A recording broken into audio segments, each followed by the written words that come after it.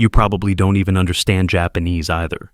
The mocking laughter rang out as every eye fell on the young waitress. But just seconds later, when the billionaire in her golden threaded kimono spoke in Japanese, and the entire hall bowed its head in confusion, the girl lifted her gaze and replied fluently. Silence swept the room. A glass crashed to the floor, and the billionaire smiled. At last, someone understands. The hall was stunned. No one expected the waitress they had mocked to be the one who would turn the tide of a billion-dollar deal. Olivia stood frozen for a moment, her hands gripping the wine bottle so tightly her knuckles paled. The banquet hall sparkled under massive chandeliers, crystal glinting like stars, but all she could feel was the sting of every stare. She was 24, her dark hair pulled back in a neat bun, her black and white waitress uniform pressed but plain. No makeup touched her face, no jewelry hung from her wrists or neck. She was beautiful in a quiet way, the kind that didn't demand attention, but held it if you looked close. Born into one of the wealthiest families in the country she'd been raised with, iron discipline taught to move with restraint, to let her actions speak louder than her name. But tonight, that choice made her a target. She wasn't here to shine, she was here to work to blend in to help. Instead, she was a punching bag for people who thought wealth was something you wore. The night hadn't started like this. Olivia had arrived early, her apron tied tight, her shoes polished but scuffed at the edges. She had moved through the five-star hotel's banquet hall, pouring wine, clearing plates, her steps quiet and deliberate. She didn't expect warmth. People at these events rarely saw the staff. But she wasn't ready for the betrayal that cut deeper than any insult. Her cousin Emily was there, draped in a shimmering blue gown, her laughter loud as she chatted with a group of investors. Emily knew Olivia's story, knew the family name, the legacy that stretched back generations. They'd grown up together, shared secrets in the sprawling gardens of their family's estate. But as Olivia passed by with a tray of champagne flutes, Emily didn't just ignore her. She leaned forward, her voice sharp and carrying, and said, "Careful, everyone. She might trip and ruin your night." The table burst into laughter, heads turning. Olivia's chest tightened, her breath catching. Emily met her eyes for a split second, then turned away, sipping her drink like nothing happened. That moment burned a wound no one else could see. As Olivia moved away from Emily's table, her tray balanced carefully, a woman in a silver gown. Her lips painted a bold red caught her arm. She was the kind of person who thrived on attention, her voice loud enough to draw a small crowd. "Oh, sweetheart, you're trying so hard," she said, her tone mockingly sweet, like she was talking to a child. "But this isn't your world. Why don't you stick to something simpler?" The people around her smirked, one man adjusting his tie, as if to distance himself from the scene while still enjoying it. Olivia paused, her arm still in the woman's grip, and gently pulled free, her movements slow and deliberate. She didn't speak, but her eyes flicked up, meeting the woman's gaze for a moment, steady, unyielding. The woman's smile faltered just for a second before she laughed it off, turning to her friends. "See, no manners either," she said, her voice carrying. Olivia adjusted her tray, her fingers brushing the edge, and kept moving, the weight of their laughter pressing against her back.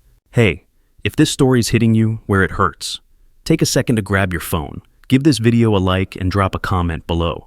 Maybe share a time you felt betrayed, judged, or pushed aside. Hit that subscribe button too, so we can keep telling stories that feel real, stories that remind us we're not alone. All right, let's get back to Olivia. The humiliation piled on after Emily's jab. Olivia moved to a nearby table, refilling glasses for a group of men in tailored suits, their cufflinks flashing under the lights. One of them, a stocky guy with slicked back hair and a smirk that screamed old money, leaned back in his chair. "Careful not to spill it, girl," he said, his voice loud enough to draw eyes. "This bottle costs more than your monthly salary." His buddies chuckled, one slapping the table like it was the funniest thing he'd heard all night. Olivia's hand stayed steady on the bottle, pouring slow and precise, her face a mask of calm. The guy wasn't done. "What's your name anyway? You look like you wandered in from the wrong side of town." The laughter spread sharp and cruel. Olivia set the bottle down, her fingers brushing the label, and said nothing. Her silence wasn't surrender, it was strength coiled tight. Across the table, a woman in a red dress, her earrings dangling like tiny chandeliers, joined in. She was the kind of person who smiled, while cutting you down, her voice all honey and venom. "Oh, honey, you don't belong at an international gathering like this," she said, her tone dripping with fake pity. "This is for people who actually matter." The words hit like a slap, and the table laughed again, louder, bolder. Olivia's jaw tightened, but she kept moving, clearing an empty glass, her hands steady. She didn't look at the woman. She didn't need to. The room was turning into a battlefield, every glance a dart, every whisper a blade. But Olivia had been taught to stand tall no matter the storm.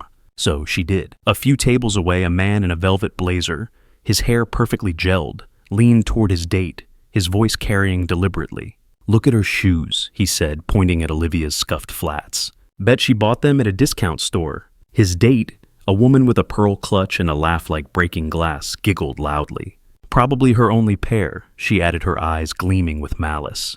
The comment drew snickers from nearby guests, heads turning to stare at Olivia's feet. She paused mid-step, her tray wobbling slightly, but she caught it before anything spilled.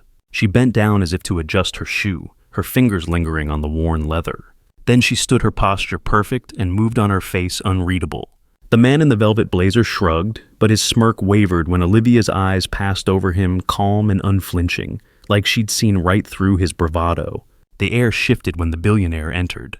Ms. Takahashi swept into the hall like a queen, her silk kimono shimmering with gold thread, every step radiating power. She was around 40, her face sharp and unreadable, her presence silencing the chatter. In the world of global finance, she was a legend, a woman who could topple markets with a nod.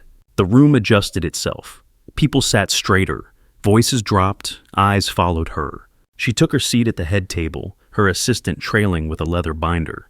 Olivia watched from the corner of her eye, refilling water glasses nearby. She had heard of Ms. Takahashi, read about her in her family's boardroom discussions. A force, untouchable. And now, here she was, raising a glass to the room, her gaze sweeping over the crowd. Ms. Takahashi spoke, her voice clear and deliberate, every word in Japanese. "Who among you is competent enough to sign this deal with me?" The question hung in the air, sharp as a blade. The hall froze. Forks clinked against plates. A few people coughed, shifting uncomfortably. Nobody answered. The businessmen, so loud moments ago, stared at their napkins or whispered to each other. What did she say? One muttered, his face flushing. Another shrugged, his tie suddenly too tight. Olivia stood by the wall, her tray empty now, watching the room unravel. Nobody understood. Not the guy with the cufflinks, not the woman in the red dress, not even Emily, who was fidgeting with her bracelet, avoiding Ms. Takahashi's gaze.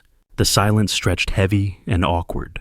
Then the stocky guy with the slicked back hair turned to Olivia, his smirk back in place. He was the kind of man who needed to feel big, especially when he was cornered. "What are you standing there for?" He snapped, his voice carrying across the tables. "Surely even you don't understand." The table laughed, a nervous edge to it now. A younger guy with a buzz cut and a tech bro swagger leaned forward. "If this waitress understands Japanese, I'll kneel right here," he said, banging his fist on the table for emphasis. The room roared, the sound swallowing Olivia whole. She didn't move, but her fingers curled slightly at her sides, her nails pressing into her palms. As the laughter echoed, a woman in an emerald green dress, her nails manicured to perfection, leaned across her table, her voice cutting through the noise. "Why is she even here?" she asked, her tone loud and theatrical, as if addressing the entire room. "She's clearly out of her depth. Look at her standing there like a lost puppy." The room chuckled, some clapping as if it were a performance. Olivia's hand paused on the edge of a table, her fingers brushing a folded napkin. She straightened it, her movements slow and precise, as if the napkin were the only thing that mattered. The woman in the green dress raised an eyebrow, expecting a reaction, but Olivia just turned away. Her steps measured her silence louder than the jeers. The room's laughter faltered, slightly unsure now, as her calm began to unsettle them. Then she spoke. Olivia lifted her head, her eyes blazing, and answered Ms. Takahashi in Japanese, her voice steady and clear. "You just asked who is capable of signing this deal. I can translate if you'd like." The room went dead silent. A glass slipped from someone's hand, shattering on the hardwood floor, the sound echoing like a gunshot. Ms. Takahashi's eyes lit up, a small smile tugging at her lips. "At last someone understands," she said, her voice warm but firm. The businessmen froze, their mouths half open.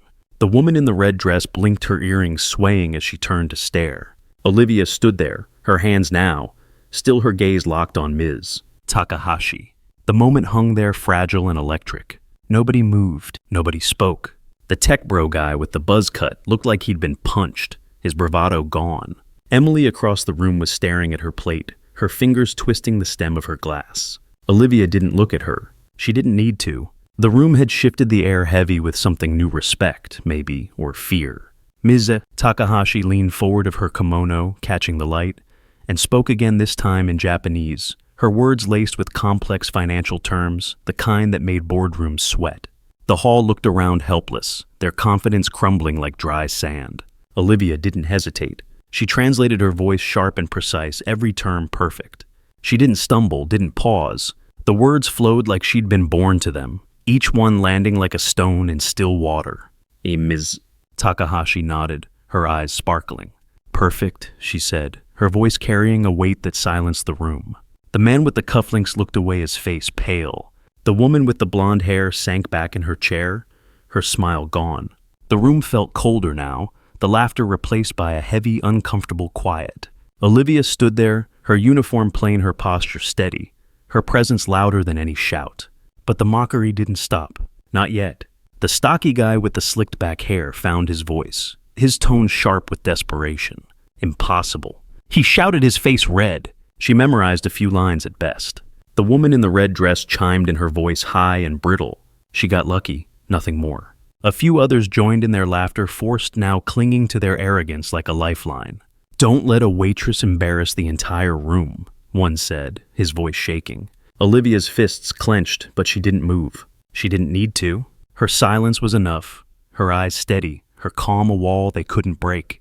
Halfway through the night, as Olivia cleared a plate from a nearby table, a man in a charcoal suit, his glasses perched low on his nose, leaned back and whispered loudly to his neighbor, "Bet, she's just parroting what someone told her to say." His neighbor, a woman with a sleek bob and a diamond brooch, laughed sharply, her voice carrying. "Imagine a waitress thinking she's part of this deal," she said, her eyes flicking to Olivia with disdain. Olivia's hand paused on the plate, her fingers brushing the rim, but she didn't look up. Instead, she stacked another plate, her movements deliberate, as if each action were a statement. The man in the charcoal suit raised his glass, toasting his own cleverness, but his hand shook slightly when Olivia's gaze passed over him, calm and piercing, like she'd seen his insecurity laid bare. Ms. Takahashi watched it all, her expression unreadable. Then she stood, her kimono flowing like a river of silk, and spoke again, this time in English. "She is the one I choose as my interpreter and advisor for this deal," she said, her voice cutting through the noise. The room went still. A few businessmen gasped, one covering his mouth. The tech bro guy sank into his chair, his face ashen. Emily's glass trembled in her hand, her eyes wide. Olivia didn't react. She just nodded, a small controlled movement, and stepped closer to Mrs. Takahashi's table, her tray set aside. The chaos erupted again, but it was weaker now, desperate. A man in a pinstripe suit, his hair graying, his ego bruised, pushed forward. Even if she's skilled, she's still just a waitress. Worth nothing. He spat, his voice cracking. Another woman, her pearls gleaming, screamed, "This is absurd." The shout spread, a last-ditch effort to hold on to their pride. Olivia stood there, her hands folded, now her gaze steady. She didn't flinch. She didn't answer. She just let their words crash against her like waves against a cliff. As the room buzzed with dissent, a young man in a flashy gold watch, his hair dyed, an unnatural blonde, stood up, his chair, scraping loudly against the floor. "This is a joke, right?" he said, his voice booming, trying to rally the crowd. "She's probably some intern who got lucky with a phrasebook." He laughed, expecting the room to join him, but the response was scattered, uneasy. Olivia's eyes flicked to him for a moment, her expression unchanged, but she tilted her head slightly, as if studying him. Then she turned back to Ms. Takahashi, handing her a pen that had rolled off the table, her movement so smooth it felt like a rebuke. The young man's laugh died in his throat, his confidence crumbling as the room's attention shifted back to Olivia's quiet authority. Ms. Takahashi raised a hand and the room fell silent. She set her glass down, the clink loud in the quiet. "In a room full of people calling themselves global only, she is truly global," she said, her voice calm but final. Then, in a move that stunned everyone, she bowed to Olivia, a deep, respectful bow, her kimono shimmering under the lights. The hall erupted in applause, some clapping through tears, others too ashamed to look up. The man with the cufflinks stared at the floor. The woman in the red dress turned away, her hands shaking. Olivia stood there, her face calm, her presence unshakable. But the room wasn't done questioning her. A reporter, a wiry guy with glasses and a notepad, pushed through the crowd. "But she has no reputation. No portfolio," he said, his voice loud, almost accusing. "Do you truly trust her?" A few guests muttered their doubt, clinging like damp air. "Maybe it's just a lucky coincidence," one said, her voice barely above a whisper. The laughter was gone now, replaced by a tense, uneasy quiet. Every eye turned to Ms. Takahashi, waiting for her to speak to settle it once and for all. She smiled a small knowing smile and looked at Olivia. "She has proven herself tonight, Ms. Takahashi said. "That is enough." The words landed like a gavel final and unshakable. The reporter stepped back, his pen still. The muttering stopped. Olivia didn't react, didn't smile, didn't nod. She just stood there, her hands steady, now her eyes fixed on Ms. Takahashi.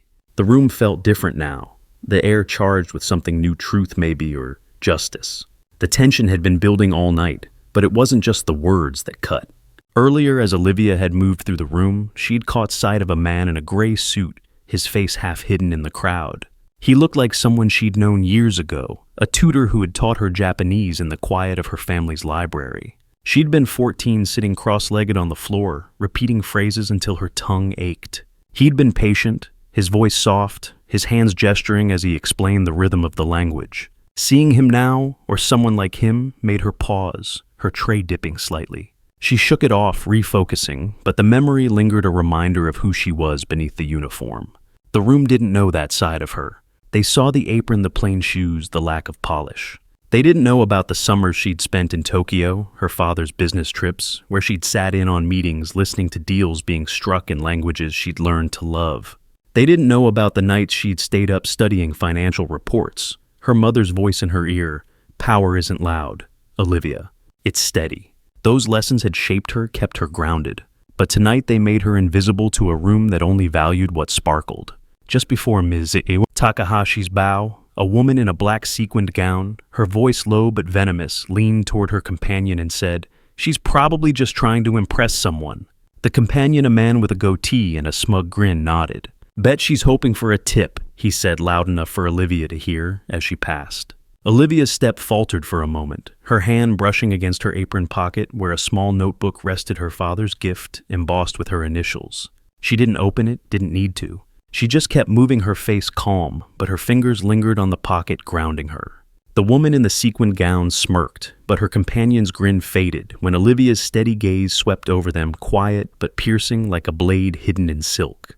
The mockery had started small, but it grew like a fire. A woman with a diamond choker, her voice nasal and sharp, had whispered to her friend as Olivia passed, "Who let her in here? She looks like she's from a thrift store." The friend snickered, her wineglass tilting.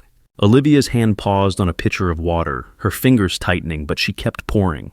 Another man, his tie loose, his face flushed from too much bourbon, called out, "Hey, sweetheart, you ever been out of New York? Or is this your big adventure?"